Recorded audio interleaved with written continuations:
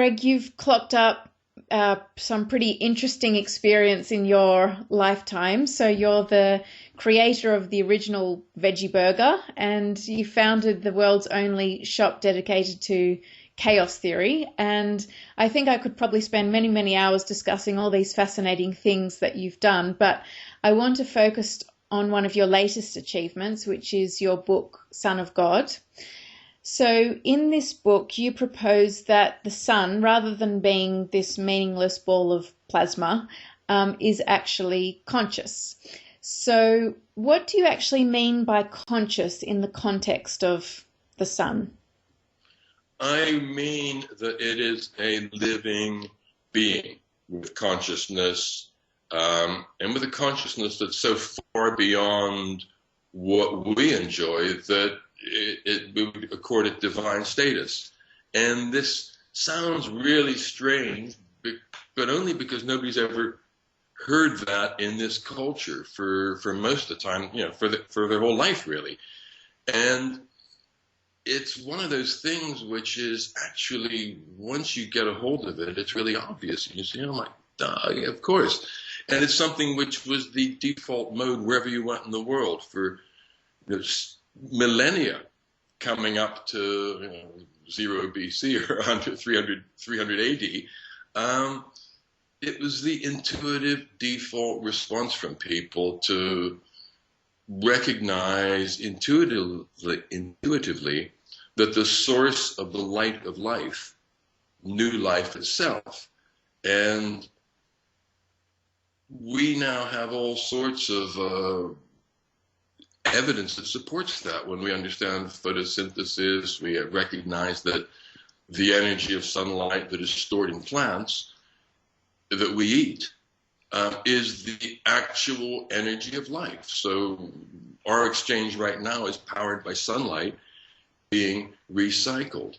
And when you mentioned some of the earlier things that I've done, before the veggie burger, my brother and I introduced natural and organic foods into Britain.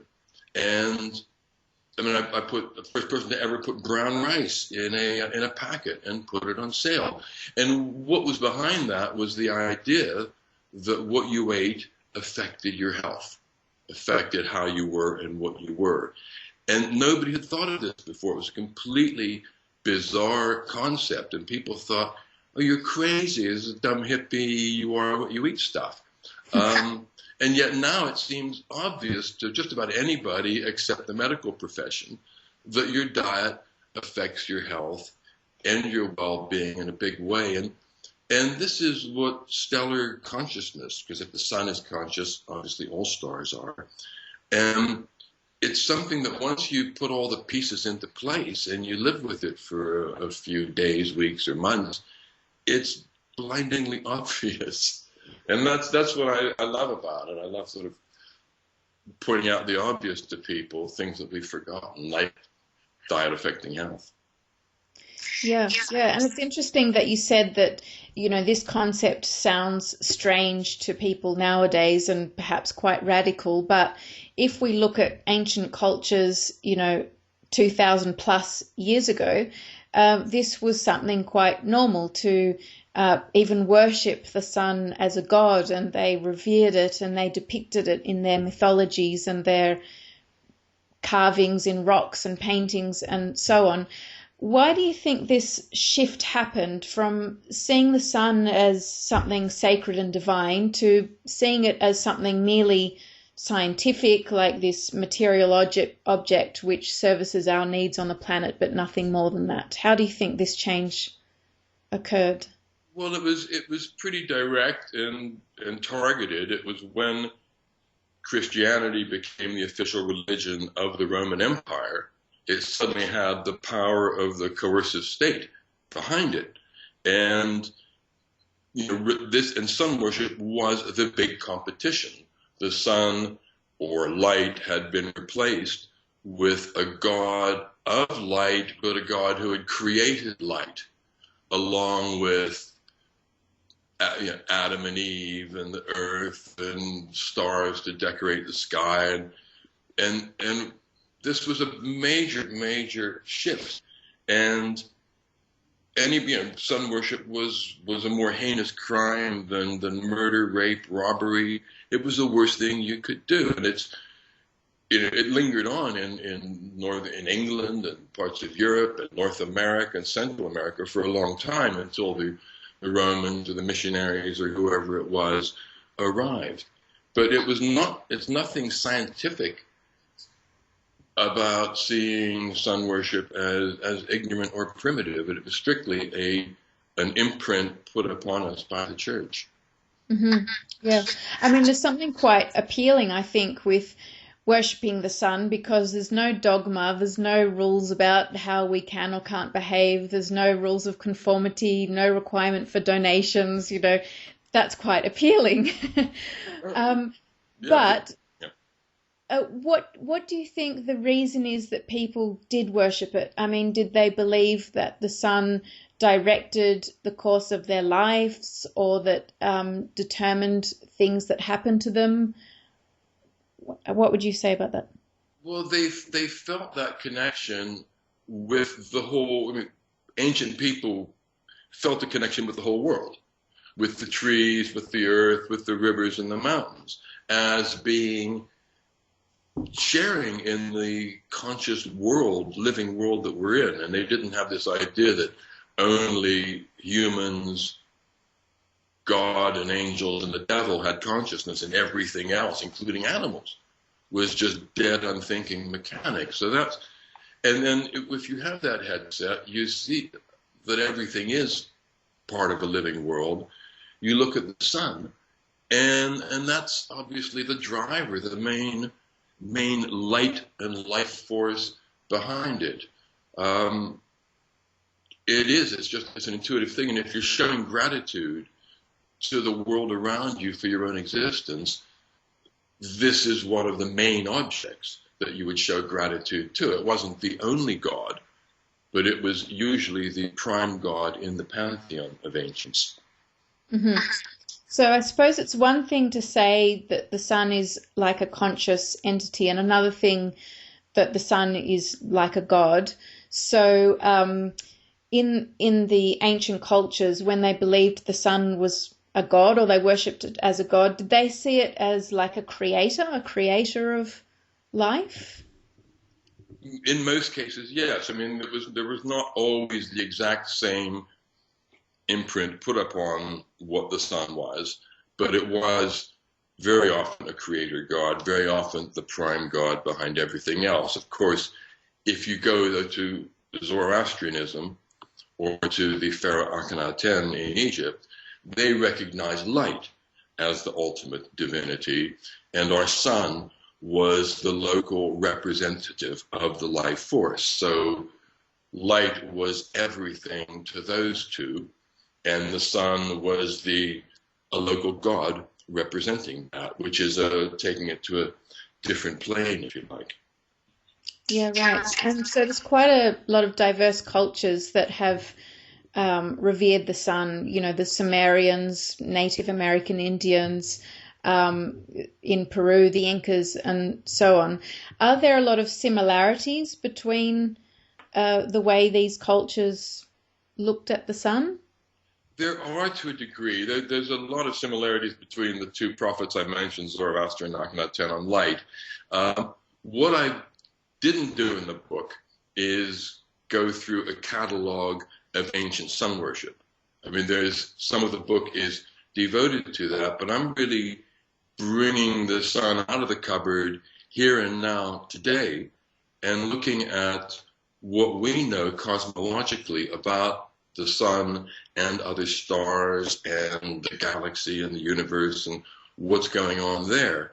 And what amazed me in writing the book, because I hadn't studied all this, we didn't know it when I was in school, is how much of the scientific cosmological evidence it fits with the concept of stellar consciousness. It makes so much more sense of the data that they're taking on.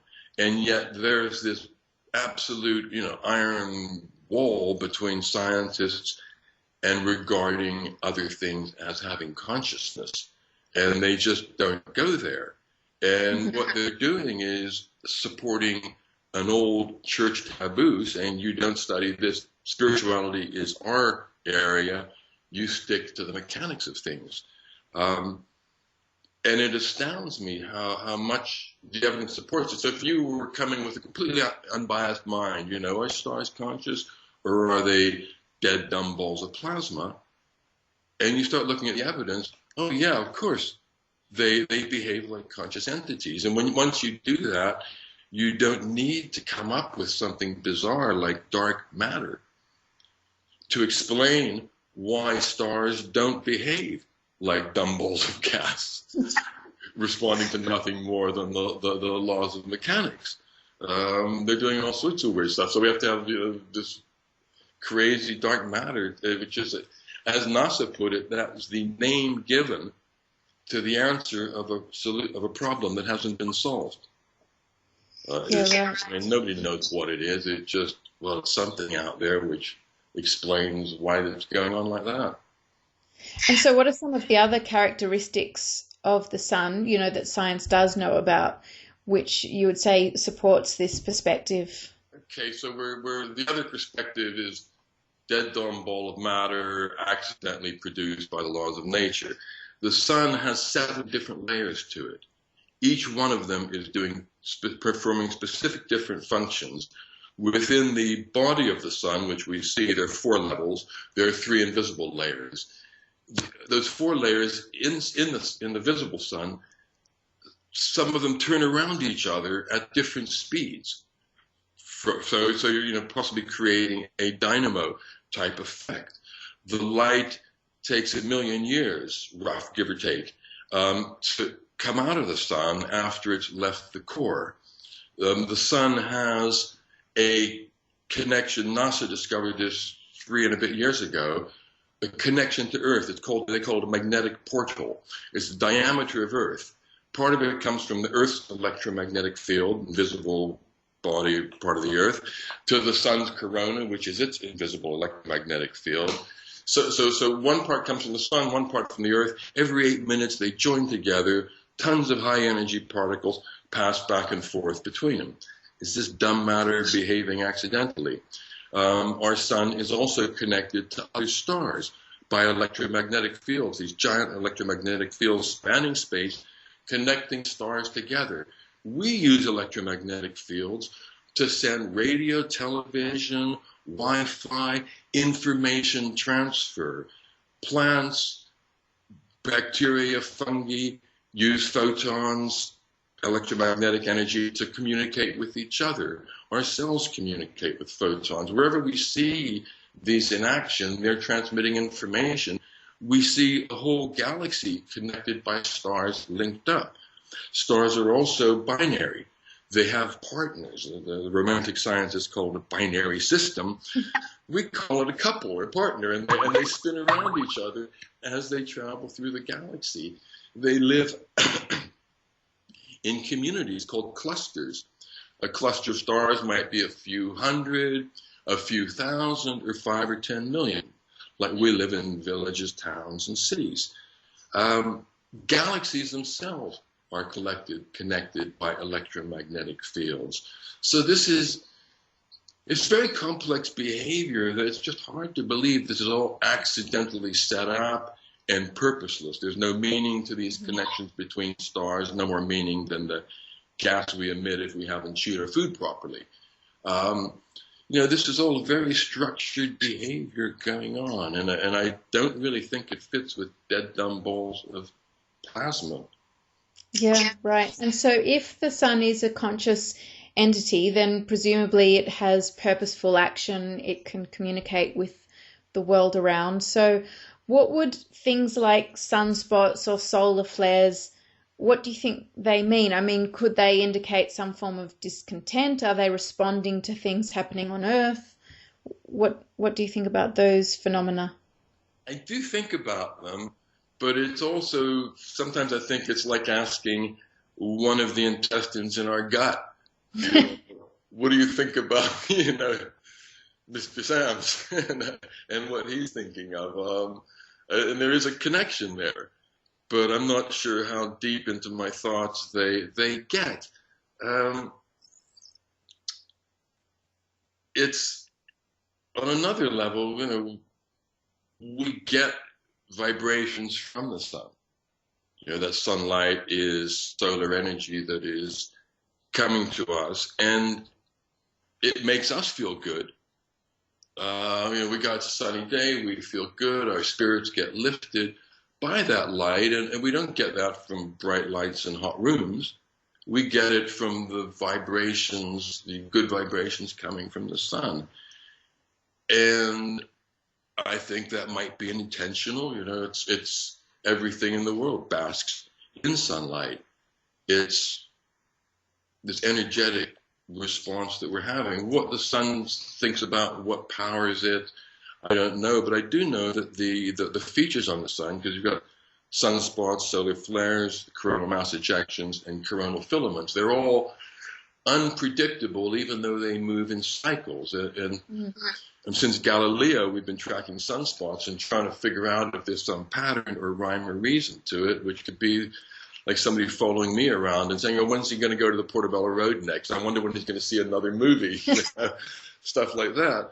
And but it's funny because I love the fact that solar scientists, they describe, when they're talking about all the mechanics of the sun, some of which they understand, they come to the corona and they say the corona is the most mysterious aspect of the sun. We really have no idea what's going on in the corona. Of course, it's invisible, it's an electromagnetic field. And then in the next breath, they say that the corona manages and generates those four unpredictable, the sunspots, the solar flares, etc., that it's running that show, but it's mysterious. And it's like they're almost saying, it's the mind of the sun, but they're not, because they can't even think about that sort of stuff. Yes. Well, they don't even contemplate that could be an option. I know. I mean, I once put the question to a solar scientist, Lucy Green, in the UK.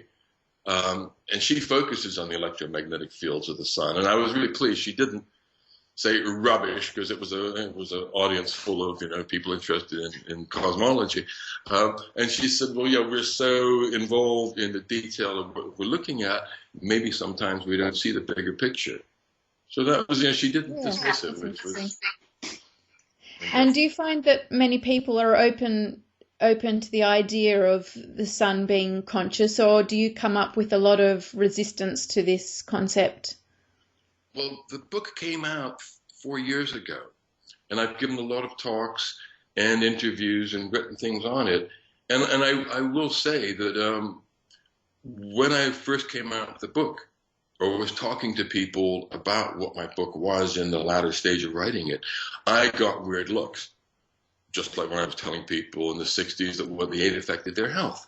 And some people would really grab it, and some would just look over my shoulder for the quickest exit route. I get much less of that now. So many people latch onto it and get it quite quickly, or at least are open to the concept. So that's really encouraging. I think the idea is getting out there. And what are the implications of it? I mean, how do you think it would or should change the way we live our lives? Does it mean that we really need to be spending more time outdoors and absorbing the sun's energy and harnessing that? What are the implications for our lives? For me, the main thing I want to get across is the actual nature of the sun. I'm not a strong academic studying all the implications of this. It's a huge message to get across, because it tells us about what we are, who we are, where we come from, and that's always valuable information to have in our lives. And when we express gratitude to each other for things that we do in our lives, we notice the difference that makes. Saying thank you to people and recognizing that we have thanks to give. And that does enhance our lives. And here we have the natural world with trees and rivers and clouds in the sun, and we don't thank that. We don't express our gratitude to that. And recognizing the stars as vessels of consciousness, I do take that further in the book, because the implications of that do extend inevitably to the rest of the world, because we're recognizing consciousness in something that doesn't have our brain wiring and neurons and the things that we think are the reason why we are the only conscious thing in the whole universe, because we've got more miles of neurons in our brain than anything else. This is our device for receiving consciousness. This is how we interpret this universal consciousness that spreads through everything. And with a star, that's created from dust, from a cloud of cosmic dust, is transformed by electromagnetic fields. That's what cosmologists now recognize. It's not just gravity and other triggers. It's the electromagnetic fields that are shaping that star out of clouds of dust. And I think it's interesting because a cloud of dust is matter, and the electromagnetic field turns that matter into something which creates energy, which turns matter into energy, more electromagnetic fields doing stuff. So there's a reproductive development thing going on, and that, which I think is exciting. And just the implications are endless, and I would like to have scientists opening their heads up to this and moving forward, rather than people getting their spirituality from stuff that was written hundreds or thousands of years ago and subjected to all sorts of other pressures and interests and perversions. And scientists used to study spirituality, and they've got all the tools. And so I really look forward to progress in that area one day.